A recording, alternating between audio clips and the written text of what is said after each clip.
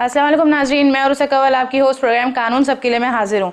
नाजरीन, आज भी हमारे साथ मौजूद है हमारे गेस्ट एडवोकेट बाबर मिर्ज़ा साहब, जिनसे हमारा पिछला टॉपिक था खुला का।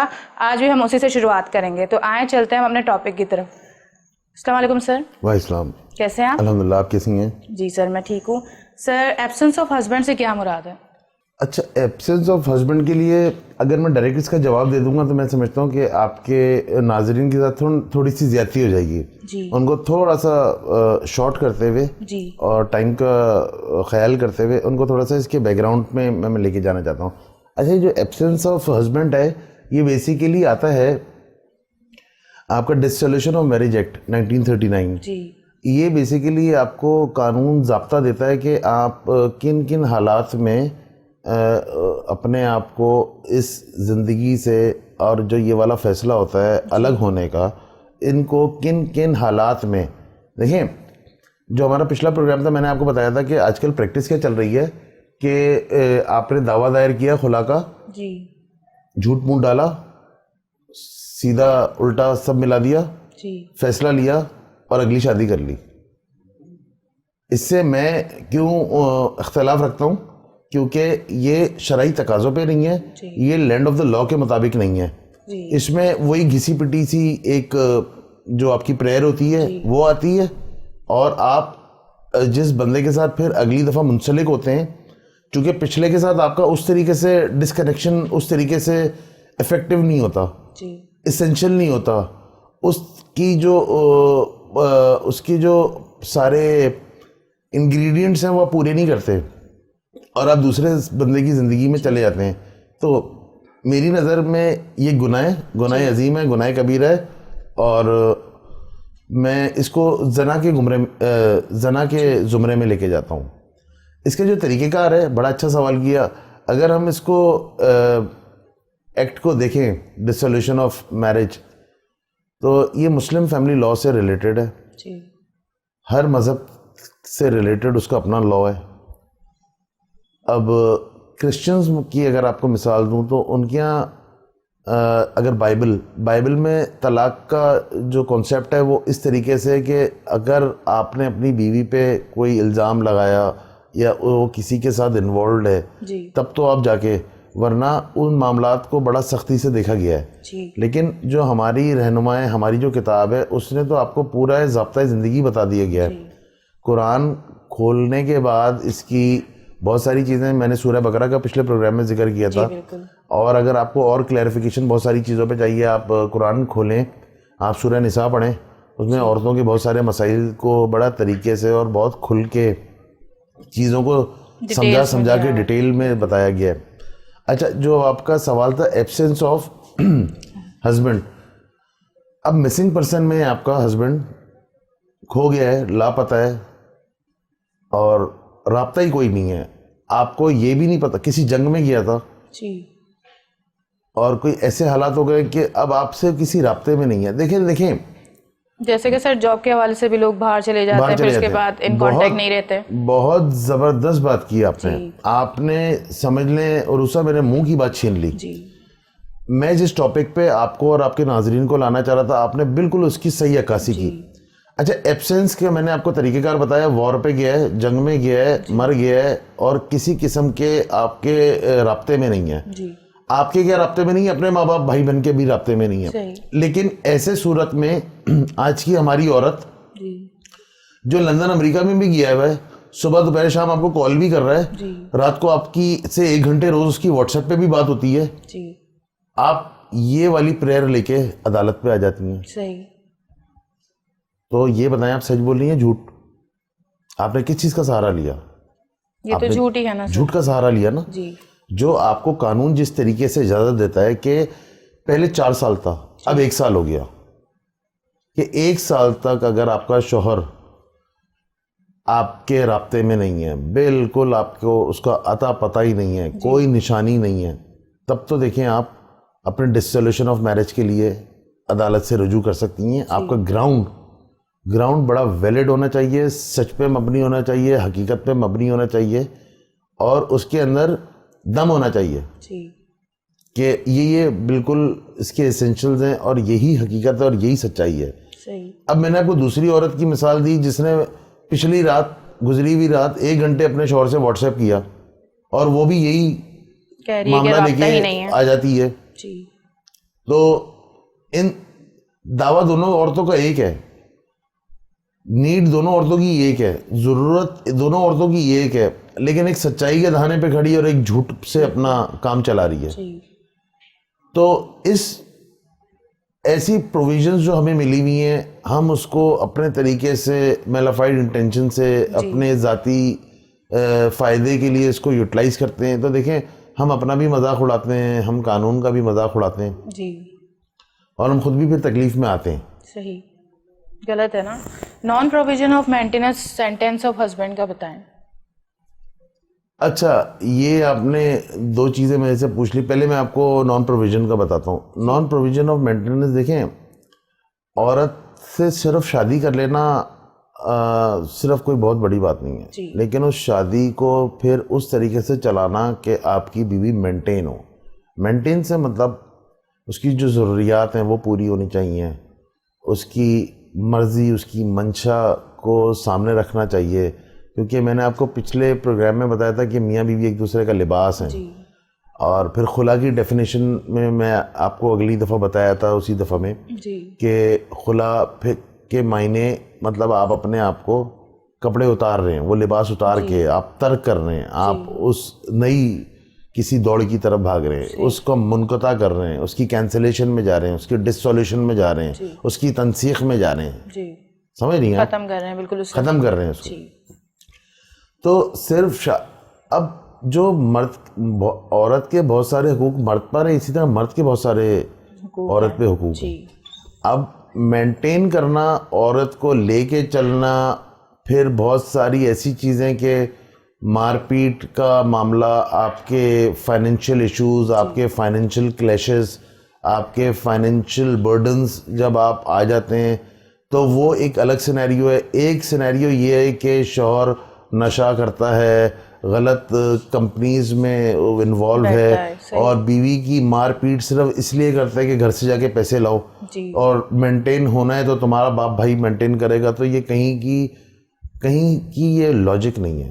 बिल्कुल। तो आपने अगर शादी कर ली है तो आपने अपनी बीवी को मेंटेन भी करना है और मेंटेन का भी एक तरीका है, बाय बुक, जो कहते हैं। देखें, अच्छे बुरे हालात तो ज़िंदगी में आते हैं, ज़िंदगी का जो पहिया है ये तो घूमता है, कभी सर्दी है कभी गर्मी है, लेकिन इसका ये मतलब नहीं है कि जो औरत आपका दुख तकलीफ में साथ दे तो अब अच्छा टाइम में आप उसको की परवाही ना करें और अच्छे टाइम में आप अपना मामलात कहीं और करें। समझ नहीं आप? तो कहने का मकसद है औरत को मेंटेन करना भी आपकी शरई और कानूनी आपकी ड्यूटी है, क्योंकि वो आप पे लागू करता है, उसकी बाकायदा जवाबदारी है। अच्छा, उसमें भी नॉन प्रोविजन को भी अगर ये है कि 2 साल की मद है, ये नहीं कि आपकी अभी शादी हुई और आप इतनी बेसब्री भी नहीं होने चाहिए औरत को कि आज शादी हुई 3 महीने 5 महीने के बाद खड़ी हो गई। एक तो उसकी एब्सेंस ऑफ की आपने प्ली ले ली, एब्सेंस ऑफ हस्बैंड, उसके बाद आप जाते हैं maintenance, non provision of maintenance, maintain नहीं किया। अच्छा, इसमें 2 चीज़ें अभी इसकी जो सेक्शन 2 है, अच्छा सेक्शन 2 में अमेंडमेंट आई है 2A करके। अमेंडमेंट ये है कि MFLO Muslim family law orders जो है आपका 1961 का, पॉलीगैमी मतलब एक से ज़्यादा आपकी बीवी है, एक से ज़्यादा बीवियाँ हैं तो पहली बीवी भी खड़ी हो जाती है कि ये मुझे मेंटेन नहीं कर रहा। सही। ये औरत को एक जवाज़ दिया गया है, एक प्रोविज़न दिया गया है, एक आसानी दी गई है, उसको एक जगह बना के दी गई है कि वो अपनी शिकायत का अजाला इस तरीके से कर सकती है। अच्छा, इसमें बात यह है कि कुछ जो वो उन मर्दों को भी बेसिकली इसमें लूप में लिया गया है जो अपनी पहली बीवी से बग़ैर इजाज़त, उनको बग़ैर मुत्तला किए दूसरी शादियां कर लेते हैं। सही। तो उस मामले में भी आप इस अटेम्प्ट में अपने आप को ला सकती हैं। अब इजाज़त से मैटर, ये पहली बीवी इजाज़त देती कौन है, वो मुझे औरत बताएं आप। कोई भी नहीं देती। तो नेचुरली आप धोखाधड़ी से ही ये मामले को निपटाने की एग्जैक्टली आप, तो औरत को राइट है कि वो इस तरीके से अपना ये दावा लेके अदालत में खड़ी हो सकती है under the banner of dissolution of marriage act 1939। ये आपको सेक्शन 2 आपको वाजे करता है, जी सेक्शन 2 आपको वाजे करता है कि आप किन किन ग्राउंड्स पे रहते हुए अपना हक हासिल कर सकती हैं, जी आप किन किन तरीके से अपना निकाह के ख़ात्मे की तरफ जा सकती हैं। लेकिन उसमें प्रॉपर टाइम दिया गया है, प्रॉपर उसके अंदर वजूहात होती हैं, प्रॉपर उसके ग्राउंड्स होते हैं। उसमें कोई ऐसी ज़बानी कलामी बातें नहीं कि आपका दिल चाहा तो आपने ये कर लिया और आपका दिल ना चाहा तो आप वो नहीं कर रही। नहीं इसमें बाकायदा आपको इस कानून को हिसाब से अब आप देखें, अब आप मज़े की बात देखें, ये जो हमारा पिछला प्रोग्राम था खुला से रिलेटेड, और आज जो हम डिसोल्यूशन ऑफ मैरिज, तो आप भी और आपके जो नाज़रीन हैं उनको भी कितना वाज़े फ़र्क नज़र आ रहा होगा। बिल्कुल, हालांकि है दोनों ही खुला, लेकिन अलग तरीके। लेकिन इसका एक पॉजिटिव वे है। जो खुला का मकसद था, जो औरत को रिलीफ दिया गया था, औरत के लिए जो आसानी बनाई गई थी, उसका तरीक़ेकार तो रोड मैप तो ये है। सही। लेकिन आज की औरत ने जो रोड मैप इख्तियार कर लिया है वो है जो मैंने आपको पिछले प्रोग्राम में बताया था। वकील साहब को पकड़ा है, झूठे समन किए, झूठ लेकर ऑर्डर लिया। आपने वो गलत औरत के ऊपर खुला बताई थी, अब आप ये सही पे बता रहे हैं, पॉजिटिव पे बता रहे हैं। बिल्कुल, अब इसकी पॉजिटिविटी है कि कानून आपको देखिए, शरीयत, इस्लाम, रसूल पाक सल्लल्लाहु अलैहि वसल्लम के बारे में जो मामलात हैं, औरत को कितनी आज़ादी है। देखिए, रसूल पाक सल्लल्लाहु अलैहि वसल्लम की तो बात वो है कि रसूल पाक सल्लल्लाहु अलैहि वसल्लम ने, अल्लाह ने, कुरान ने, इस्लाम ने औरत को उसका दर्जा दिया। वरना अरब क्या करते थे, बेटी पैदा होते ही तो उसको ज़मीन में दफन कर देते थे। लेकिन बात यह है कि उस इज्जत को, उस फौकियत को औरत भी लिमिटेशंस, देखिए हद बंदी अल्लाह पाक ने की हुई है। हर चीज़ की एक अल्लाह पाक ने हद बांधी हुई है। आप जब हद से तजावुज़ करेंगे तो आपने अल्लाह की पकड़ में आ जाना है। तो आपके लिए हद के लिए तजावुज़ किया, आपके लिए शरीयत का कानून बना, आपके लिए इस्लाम ने कानून बताया, आपको इस्लामी तरीक़ेकार बताया, आपके इस्लाम से ड्राइव होता हुआ हमारे मुल्क का जो इस्लामी जमहूरिया पाकिस्तान है, इसका कॉन्स्टिट्यूशन बना। कॉन्स्टिट्यूशन में कुरान को मशाले राह समझा गया, मशाले राह बनाया गया, कुरान से मशवरे लिए गए, आयात को और मामलात को कुरान से ही निकाला गया और आपके कानून साजी की गई। लेकिन अब वही औरत या वही मर्द अपने बेवजह फ़ायदे के लिए, बेला वजह किसी मकसद के हसूल के लिए आप इस तरीके से झूठे कदम उठाते हैं, तो इस पे आप कल कला को, अपने लैंड ऑफ द लॉ को या शरीयत के किसी कानून को आप ज़िम्मेदार नहीं ठहरा सकते। ये अल्लाह पाक ने अकल दी हुई है। आप किताब खोलें, आप कानून की किताब पढ़ें, आप अल्लाह की किताब खोलें, आपको सारे मसले नज़र आएंगे कि हक और सच का रास्ता कौन सा है और झूठ का और बुराइयों का रास्ता कौन सा है। बशर्ते ये कि आपकी नीयत ये होनी चाहिए कि आपने बचना है। जी सर, फेलियर। अच्छा, उसके बाद मैं भूल गया, माजरत चाहता हूँ। आपने फिर पूछा था सेंटेंस ऑफ हस्बैंड। अच्छा, बेसिकली सेंटेंस ऑफ हस्बैंड से मुराद यहाँ पे कि जो पेशावर मुजरिम होते हैं, पेशावर मुजरिम होते हैं और उनको बाज़ दफ़ा सज़ाएं लग जाती हैं लंबी, तो उस हवाले से भी, उस चीज़ को नज़र के सामने रखते हुए भी औरत अपना राइट डिसोल्यूशन ऑफ मैरिज का 1939 एक्ट के मुताबिक एक्सरसाइज कर सकती है कि मेरे शौहर को इतनी लंबी सज़ा लग गई है, अब मेरा इसके साथ रहना जवाज़ नहीं बनता। तो लेकिन इसका भी टाइम पीरियड है, ये भी कम से कम 3 साल आपने इसको वेट करना है। उसके बाद तक जाके देखें, इसमें जो भी चीज़ों को इन्वॉल्व किया गया है, इसमें टाइम पीरियड आपका बहुत मैटर करता है। ये जल्दबाजी वाले मामला नहीं है कि सुबह हुई, दोपहर हुई, शाम हुई और ज़िंदगी तमाम हुई, ऐसा वाले मामला नहीं है। इसमें आपने बाकायदा वो जो टाइम पीरियड है, बाकायदा जिन लोगों ने कानून साजी की है उनके पास तजुर्बा, उन्होंने कुरान सुन्नत को देखा, उन्होंने लैंड ऑफ द लॉ को देखा, उन्होंने कॉन्स्टिट्यूशन को देखा, तब जाके उन्होंने इस तरीके के ये कानून साजी की गई और उसमें टाइम लिमिटेशन बताई गई कि जिसमें एक मर्द और औरत के अंदर सब्र कितना हो सकता है, वो सब्र का पैमाना जो लबरेज होने वाला होता है, उसकी टाइम पीरियड और उसकी लिमिटेशन, उसके लेवल क्या है। जी सर, इस टॉपिक पे हम बात करते हैं, लेकिन ब्रेक का टाइम हुआ है। नाजरीन, कहीं मत जाइएगा, मिलते हैं एक छोटे से ब्रेक के बाद।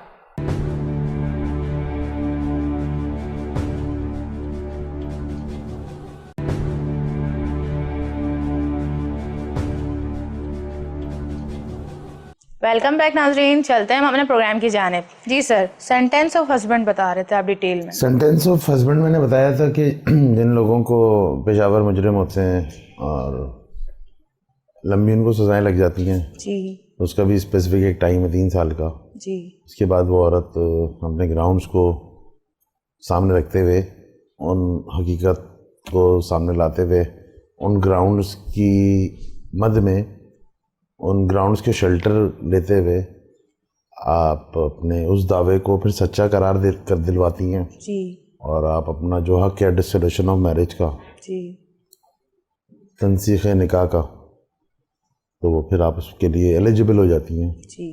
Failure the perform marital obligation के हवाले से बताएं। Failure to perform marital obligation इज़्दवाजी ज़िंदगी बेसिकली, ताकि आसान फहम अल्फाज में आपके नाज़रीन समझे। अब इज़्दवाजी ज़िंदगी की जो आपकी जो प्राइवेट लाइफ है मियाँ बीवी की, उसमें उसकी जो ड्यूटीज़, उसकी जो शौहर की बनती हैं, जो चीज़ें उस पर आयद होती हैं, जो उस पर पाबंदियाँ और जो उसने हकूक़ पूरे करने उस औरत के, अगर उन चीज़ों के फेलियर की तरफ आप एक टाइम की तरफ जा रहे हैं जिसमें एक अच्छा ख़ास टाइम पीरियड निकल चुका है, जिसका तकरीबन दौरानिया लगभग कोई 1 साल के करीब है, तब भी आप उस इज़्दवाजी ज़िंदगी के फेलियर में कि वो उस तरीके से इज़्दवाजी ज़िंदगी को परफॉर्म नहीं कर पा रहा, या उस तरीके से आपको जो हुकूक जो एज अ बीवी आपके हुकूक बनते हैं वो नहीं दे पा रहा, और आप उसमें भी अपने दावे के लिए के साथ खड़ी हो सकती हैं। कानून आपको इजाज़त देता है, आप वो प्रोविज़न जो है वो आप एक्सरसाइज कर सकती हैं, लेकिन उसमें भी आपको कम से कम 1 साल का कम से कम टाइम आपको देना पड़ेगा। उसके बाद आप जाके, जी जाहिर बात है, हर चीज़ का एक टाइम पीरियड है। अगर ये टाइम पीरियड ना रखा जाए तो तलाक खुलाएं तो मेरे ख्याल से सारा दिन और केसेस ख़त्म हो जाएं अदालतों में, फिर यही मामला चलते रहेंगे। इंसेन से क्या मुराद है सर? देखिए, इंसेन पागलपन, लेकिन कोई ऐसा सर्टिफाइड बातों बातों में नहीं, अजराए बातचीत आपने किसी को पागल करार दे दिया,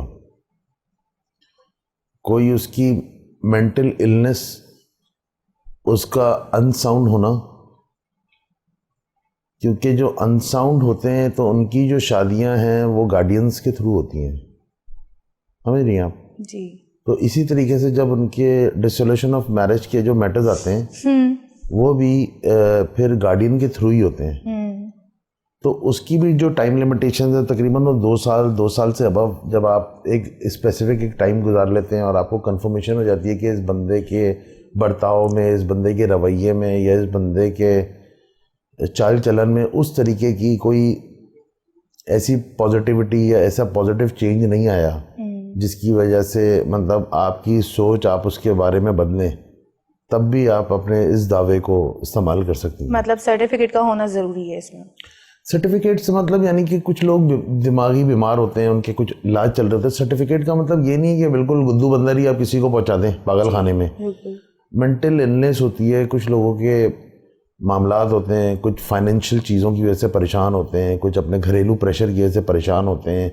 वो परेशानी का जो लेवल होता है या परेशानी का जो प्रेशर होता है वो आपकी मेंटल हेल्थ को हिट करता है, और उसमें आप में देखा जाता है कि आप में कितनी कैपेसिटी है, क्या कैपेबिलिटी है, आप उस प्रेशर को या उस ज़ोर को कितना, किस लेवल तक और किस तरीके से, किस नहेज तक जाके आप उसको बर्दाश्त कर सकते हैं। जी। तो हर इंसान एक दूसरे से डिफरेंट होता है, तमाम 5 उंगलियां बराबर नहीं है। हर बंदे के प्रेशर को फील करने की, प्रेशर को लेने की अलग अलग ताकत होती है।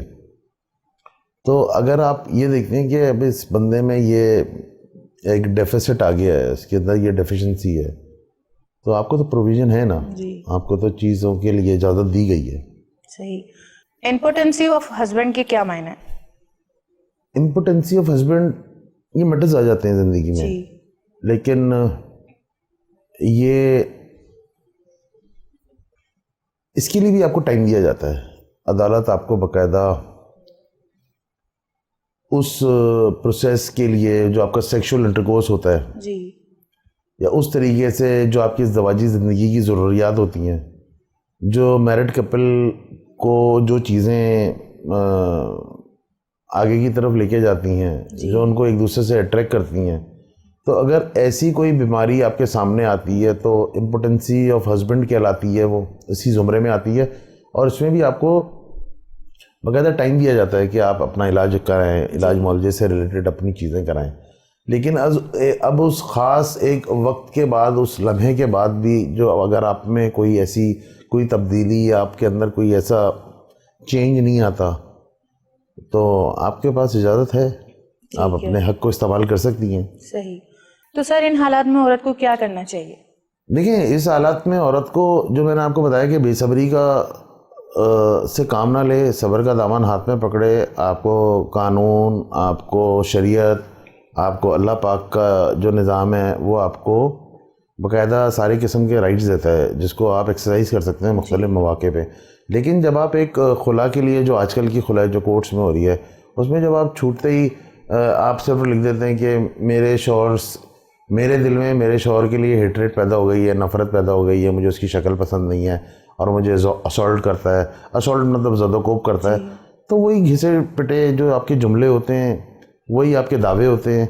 उसमें कोई ऐसी नई चीज़ नहीं होती, उसमें कोई ऐसी वज़न जैसी चीज़ नहीं होती जिसमें कानून आपके लिए कोई रिलीफ निकाले, कोई आपको सहारा दे। आपके साथ कोई ऐसा मसला है, आप उसको ग्राउंड पे लाएं कि आपका शौहर आपके साथ क्रूरल्टी से काम ले रहा है, आपका शौहर किसी ऐसी औरत के साथ इन्वॉल्व है जिसका कैरेक्टर अच्छा नहीं है, आपके शौहर का कैरेक्टर अच्छा नहीं है। लेकिन देखें, ये चीज़ें आप इस्तेमाल करें, ये दावे लगाएं, ये इल्ज़ाम लगाएं, अपने दावे को आप सच्चा करें, लेकिन आपके पास वैलिड ग्राउंड होने चाहिए। आप सिर्फ झूठ की बिना पे अपने सामने वाले को नीचा दिखाने के लिए, अपनी ज़ाती अना के लिए, अपना कद बड़ा करने के लिए, अगर आप इस तरीके के झूठ का सामना करेंगी और चले फॉर एग्ज़ाम्पल आप उसमें कामयाब भी हो गई, फॉर द टाइम बीइंग आपने म्यूचुअल कंसेंट लिए बगैर अपने शौहर के से खुला भी ले ली, आप खुद गुनाह की और की दलदल में फंसती जाएंगी। फिर आपको निकालने वाला कोई नहीं है, ना आपको शरीयत निकाल सकती है, ना आपको लैंड ऑफ द लॉ निकाल सकता है, ना आपको कानून निकाल सकता है, ना आप खुद निकाल सकते हैं। उसके बाद आपके साथ अगर ज़्यादती हो रही है, आप वो बताएं। आपको प्रॉपर्टी के हिस्से में से निकाल दिया गया, आपके शौहर ने दूसरी कोई शादी कर ली, तो ये वो बेसिकली ग्राउंड्स हैं जिसको औरत को देखना परखना चाहिए और ग्राउंड्स के बेसिस पे अपना हक मांगे। देखिए, औरत का हक मांगने से कोई उसको नहीं रोक रहा, लेकिन अब आप ऐसी फॉल्स किस्म की एक्सरसाइजेज, झूठी किस्म की एक्सरसाइजेज पे जाते हुए आप अपने सहारे ढूंढेंगी तो आपको रिलीफ कैसे मिलेगा? जब आप ना वकील को हकीकत से दरकिनार करेंगे किसी बात का, ना आप कोर्ट को आप अंधेरे में रखने की कोशिश करेंगी, तो आप समझती हैं कि कोर्ट या वकील के थ्रू आपको इंसाफ मिलेगा। हाँ, वो इंसाफ मिलेगा जो आपकी मतलब का है। 3 महीने में आपको डिक्री ऑर्डर जजमेंट आ जाएगी आपके मतलब की, और फिर आप जैसे ज़िंदगी अपना गुजारें। जी सर, जैसा आपने बताया कि जैसे एक आदमी पागल है या गैर जिम्मेदार है या इस तरह का जो भी है, औरत निकलती है डिवोर्स या खुला के लिए, तो मतलब फिर उस पर बहुत सी बातें बनती हैं। एग्जैक्टली, बिल्कुल। तो उस हवाले से जरूरी नहीं है हर कोई नेगेटिव हो, पॉजिटिव भी होती हैं। बिल्कुल। बात ये है कि जो अच्छे मकसद के लिए जो औरत निकलती है ना, तो वो जो बुरे मकसद से औरत निकली भी होती है वो उस पर हावी हो जाती है। जी। खुला, तलाक, ज़िंदगी जीना मरना, ये ज़िंदगी के हिस्से हैं जी। इसकी आपको शरीयत आपको इसकी इजाज़त देती है, लेकिन इस पे आपने अमल पैरा तब होना है जब आप उन हालात से गुजरें। आप पहले उस नहिश तक तो पहुँचें। जी बिल्कुल। आप पहले से ही चीज़ों को इतना क्लियरली लेके चल रहे होते हैं कि बस अब अगला हमारा जो स्टेप होगा वो तलाक या खुला ही है। जी। तो ये ज़िंदगियों का जोड़ होता है, ज़िंदगियों के मामलात होते हैं, इसमें ज़िंदगियाँ तबाह हो जाती हैं। आपका एक पार्टनर होता है, आपका लाइफ पार्टनर होता है, आपकी ज़िंदगी का एक साथी होता है, आपका जीवन साथी होता है। आप किस तरीके से, मतलब ऐसे ज़रूर, मेरा तो अक्सर ऐसे कोई क्लाइंट्स आते हैं, मर्द या औरत होते हैं, तो मैं बोलता हूँ कि जब उनके दावे पढ़ता हूँ या उनकी जो रिक्वेस्ट सुनता हूँ, तो मेरा उनसे एक सवाल होता है कि मतलब इतने सालों में 5 साल, 8 साल, 7 साल, मतलब कोई खुशी का एक लम्हा नहीं गुजरा। चार फिर चार वो बच्चे हो गए। हाँ, फिर वो मुंह छुपाते रहते हैं। तो कहने का मकसद ये है कि हम कहीं ना कहीं अपने आप से हम सिंसियर नहीं हैं, हम झूठ बोलते हैं, हम कहीं ना कहीं मुनाफिक हैं, हम अपने मतलब की बात करते हैं और अपनी मतलब की बात ही सुनना चाहते हैं। अच्छा, दूसरा मैं आपको एक और आपके सामीन को आपके तवज्जुह से कानून बताता चलूँ। MLD 1999 3090 पेज, औरत मेहर का पैसा वापस जब तक नहीं करती, ये भी आपके लिए बड़ी एक समझ लें ब्रेकिंग न्यूज़ के तौर पे मैं ये कानून आपको इसका इंट्रोडक्शन। औरत अगर लिया हुआ मेहर का वापस पैसा नहीं करती खुला के सूरत में, वो खुला जायज़ भी नहीं है, वो नाजायज़ है। लेकिन अगर बाद में वो बात पता चले, देखिए बाद में, पहले इंसान ने तो अपना जो हक मेहर खा लिया वो तो खा लिया। जी, बाद और पहले की तो कोई देखिए रुसा बात ही नहीं है। आप दावे पे जा रही हैं, आपने उसको पैसे उसको रिटर्न करें पहले। बिल्कुल कानून क्या कहता है, शरीयत क्या कह रही है, आपने तो उसको देखना है ना। सही, आपने अपने ज़मीर को देखना है, आपका ज़मीर जागता होना चाहिए। तो आपने उससे हक मेहर लिया हुआ है, आप खुला के लिए भी जा रही हैं। तो देखें शरीयत क्या कहती है कि अल्लाह पाक क्या कहते हैं सूरह बकरा में आयत नंबर 229, जो मैंने आपको पिछले रेफरेंस दिया था पिछले, कि जहां आपको एहतमाल हो, जहां आपको डर हो कि अब हम ज़ाब्ते में नहीं चल सकते, अल्लाह के बनाए हुए तरीक़ेकार पे नहीं चल सकते, तो दोनों पे गुनाह नहीं है। बेहतर ये कि औरत फिदिया दे के, तावान दे के अपने आप को सही जान छुड़ाए। तो यहाँ की जो औरत है, वो जिस औरत की बात हो रही है, आज हम इस औरत को देख रहे हैं, तो इन दोनों औरतों में तो ज़मीन आसमान का फ़र्क है। बहुत। वो औरत जिसका जिक्र हो रहा है वो तो शरई तकाज़ों पे चलने वाली औरत है, पाक साफ पाक दामन औरत। और आज हम जिस औरत की बात कर रहे हैं वो तो झूठ पे मबनी कहानी को आगे ले चल के अपने मकासद को हल करने के लिए, अगली शादी करने के लिए, दूसरा कोई मर्द पसंद आ जाने की सूरत में अपने इस मर्द को, जो थोड़ा सा मैं समझता हूँ, जो थोड़ा सा थोड़ी सी सर्विस के बाद बहुत अच्छा हो सकता था, लेकिन आप उस तरीके से अपने इज़्दवाजी मामलात और इज़्दवाजी ज़िंदगी और अपना पर्सनल रिलेशनशिप आप इसको तबाह कर रहे होते हैं, तो इसकी सज़ा तो आपको कहीं ना कहीं मिलनी चाहिए ना। मिलनी चाहिए, बिल्कुल। ऐसा तो नहीं कि मतलब आप सारे अबव द लॉ हैं, आपके दिल में जो आया, आपकी मर्जी मंशा में जो आया जी आप सर, वो इस कर टॉपिक गुजरे। पे हम बात करेंगे, ब्रेक का टाइम हो गया है। नाजरीन कहीं मत जाइएगा, मिलते हैं एक छोटे से ब्रेक के बाद।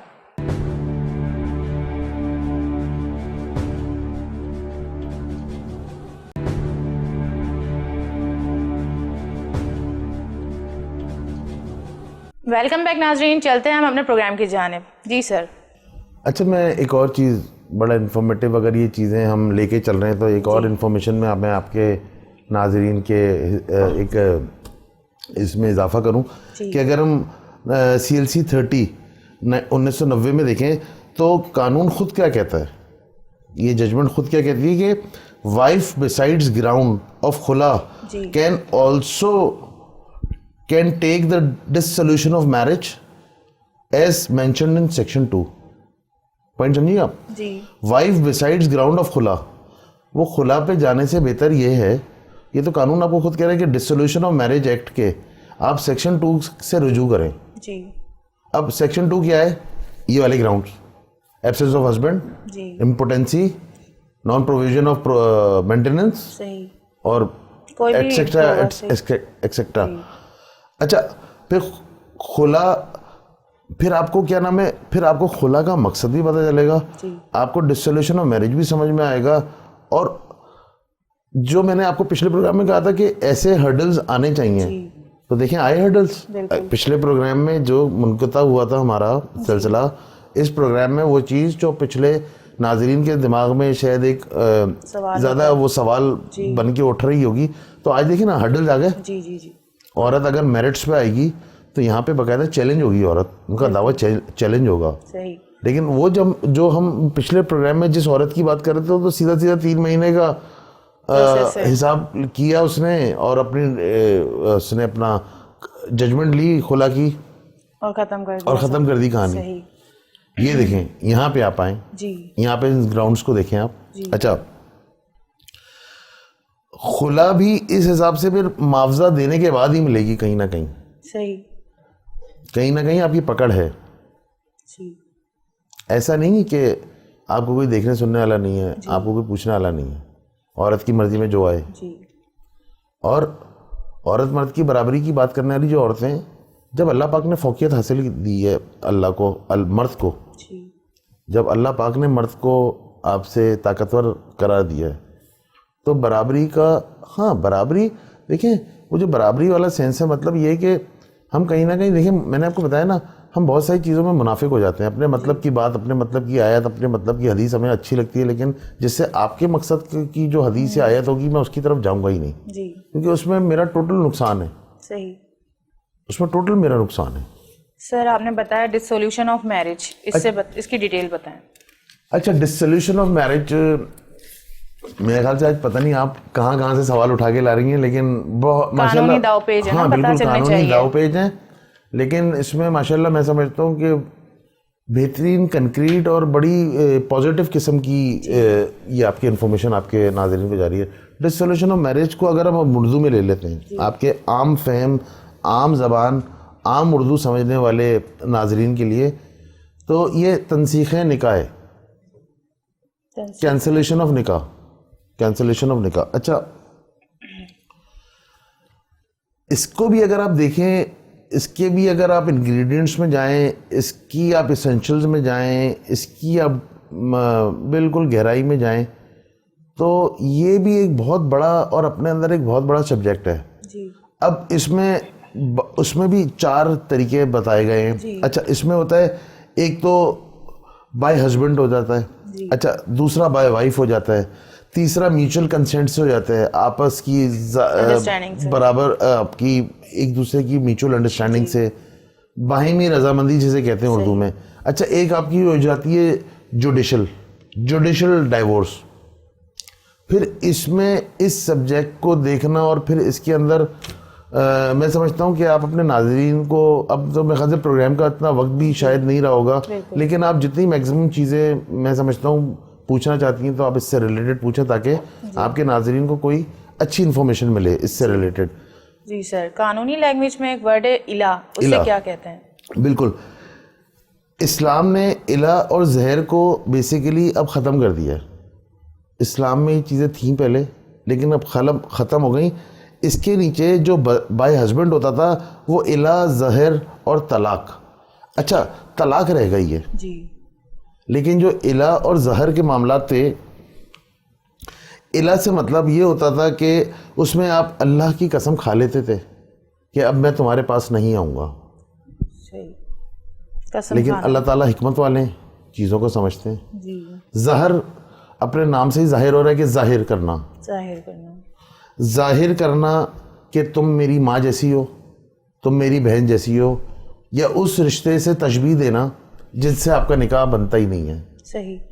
अच्छा, ये चीज़ें अब काउंट नहीं होती जी। अब आपकी रह गई है सिर्फ और सिर्फ तलाक जी। फिर तलाक में अब आप तलाक की अगर क्लासिफिकेशन में चली जाएंगी तो एक तलाक बिद्दत होती है जी, एक तलाक सुन्नत होती है। सही। सुन्नत वो है तलाक का तरीका जो इस्लाम ने जी हमारे नबी पाक हज़रत मोहम्मद मुस्तफ़ा सल्लल्लाहु अलैहि वसल्लम आखिरी नबी ने बताई, और एक है जो बिद्दत जो हम कॉपी करते हैं शोबाजी के लिए जी, अपना पाँव ऊपर करने के लिए, अपने आप को अक्ले कुल समझते हुए और अपने आप को दुनिया का आखिरी अक्लमंद इंसान समझते हुए कि हमारे बाद कोई अक्लमंद इंसान पैदा ही नहीं हुआ है। सर, तलाक बिद्दत और सुन्नत से क्या मुराद है? अच्छा, तलाक बिद्दत को अगर मैं शॉर्ट आपको बताऊं जी इसको, तो वही तरीक़ेकार है कि एक वक्त में 3 तलाकें दे देना जी, और हो गई, जैसे कि हस्बैंड कह देते हैं एक साथ। हाँ जी। अब उसमें हम ये नहीं देखते कि वो जायज़ है या नहीं जी, उसमें जो हमारा मुद्दा है, जो हमने देखने वाली चीज़ें, शौहर है वो नशे की हालत में तो नहीं है, इस लेवल का कोई चीज़ का, ड्रग का या वो एडिक्ट तो नहीं है कि उसको अपने उस नशे में चीज़ों की मतलब तमीज़, चीज़ों का, रिश्तों का जो तमीज़ होती है वो ना याद रहे, और नशा उतरने के बाद फिर उसको पशमानी हो। उसके बाद फिर ये बड़ा जो टॉपिक है, ये बड़ा मतलब बड़ा ये टेक्निकल और बड़ा समझने वाली चीज़ है। इसमें थोड़ी सी गलती होती है और आप बहुत सारी परेशानियों का शिकार हो जाते हैं। अच्छा, जो तलाक़ सुन्नत है वो तो जो आपको हमारे नबी पाक सल्लल्लाहु अलैहि वसल्लम की तरफ से मालूम हुई है, तलाक़ एहसन और तलाक़ हसन, ये सुन्नत है। मतलब जो एहसन है सबसे बेहतरीन और जो तलाक़ एहसन है वो बेहतर है। सही। अच्छा, उसकी अगर उसमें यह कि एक दफ़ा तलाक दी, फिर उसके बाद रुजू किया, फिर तलाक है, फिर रुजू है, उसके बाद फिर तलाक है, फिर रुजू नहीं है ना, फिर रुजू नहीं है। अच्छा, इसी तरह एक दफ़ा जो आपकी औरत की पाकीज़गी वाले मामलात होते हैं, आपने एक पाकीज़गी में दिए, फिर अगली पाकीज़गी में दिए जो एहसन है, फिर इसी तरह आपने अगली पाकीज़गी में दिए। तो इस तरीके से ये तो है सुन्नत का तरीका।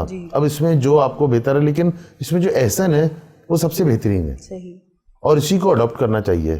लेकिन जो बिद्दत में मैंने आपको बताया, जो आजकल फैशन है, बस बंदे को गुस्सा आया, किसी के चढ़ावे में आ गया, किसी के बहकावे में आ गया, जाती अना में आ गया, सामने वाले को नीचा दिखाने के लिए एक नशिश में 3 दफ़ा तलाक दी और कहानी ख़त्म। उसका कोई कॉन्सेप्ट नहीं है। सही। कॉन्सेप्ट इन्हीं का है, सबसे बेहतरीन और बेहतर। आपने इसमें से चूज करनी है कि आपने चूज कौन सी करनी है, किस पे आपने अमल करना है। अच्छा, उसमें जो तलाक़े, अच्छा बेसिकली ये वाली हसन है, ये तलाक़े बाइन भी कहलाती है, इर्रिवोकेबल डाइवोर्स भी कहलाती है। अच्छा, अब तलाक आ गया तो अच्छा लोगों का कॉन्सेप्ट दिमाग काम करना शुरू हो जाता है। वही जो मैंने आपको पिछले प्रोग्राम में भी बताया था, हलाला शरीयत में हराम है। इंटेंशनली हलाला एक मकसद है रीमैरिज का, एक तरीक़ेकार है, वहां तक तो सही है। लेकिन जो हलाला इंटेंशनली किया जाता है और जिसके पीछे कोई मकसद होता है, देखिए हलाला का हमारे जहन में क्या कॉन्सेप्ट है, जो आम लोगों के जहन में कॉन्सेप्ट है, एक आपका रिश्ता ख़त्म हुआ, आपने हलाला किया और उससे आपने फ़ौरन डाइवोर्स किया और आप इसके बाद दोबारा आ गए। बेसिकली ये गेम है, सही। हराम गेम है, बिल्कुल। ये जना को दावत है, ये हम गंदगी और तबाही की तरफ जा रहे हैं। देखिए हलाले में जो आपका कोई शर्त नहीं होनी चाहिए। ये एक प्रोसेस ज़रूर है, लेकिन ये विदाउट एनी शर्त होता है। सही। अच्छा, औरत का जो हलाला है, मैं किस हलाले की बात कर रहा हूँ, जो आपका दुनियावी या दिखावा के तौर पे या इंटेंशनली, वो मैं ओरिजिनल हलाले की बात कर रहा हूँ, उसमें इंटरकोर्स लाजमी है। बेसिकली वो इंटरकोर्स उस औरत की सज़ा है। बेसिकली वो इंटरकोर्स उस औरत की सज़ा है। और फिर सब, अच्छा इस मैटर में देखें तो माशाल्लाह हमारे मौलवी सबसे आगे होते हैं। वो हर एक कोई हलाले की सर्विसेज प्रोवाइड करने के लिए तैयार रहते हैं, लेकिन वो इसका मकसद नहीं बताते। क्योंकि देखें, अल्लाह कुरान पाक और हम अपने नबी के बताए हुए तरीक़ों से तो अलग हो चुके हैं। बिल्कुल। हमने इमामों पे आ गए, इमामों के बाद हम पीरों पे आ गए। अब जिसका जैसा पीर है वैसी उसकी फिर तालीम है। जी sir. Sir thank you so much, आपने अपना कीमती टाइम हमें दिया, लेकिन हमारे प्रोग्राम का टाइम खत्म हो चुका है। नाजरीन, हमारे प्रोग्राम का टाइम खत्म हो चुका है। अपनी होस्ट रूसा कंवल और हमारे गेस्ट एडवोकेट बाबर मिर्ज़ा साहब को इजाज़त दें। अपना बहुत सारा ख्याल रखिएगा। नेक्स्ट वीक आपसे फिर मुलाकात होगी। अल्लाह हाफिज़।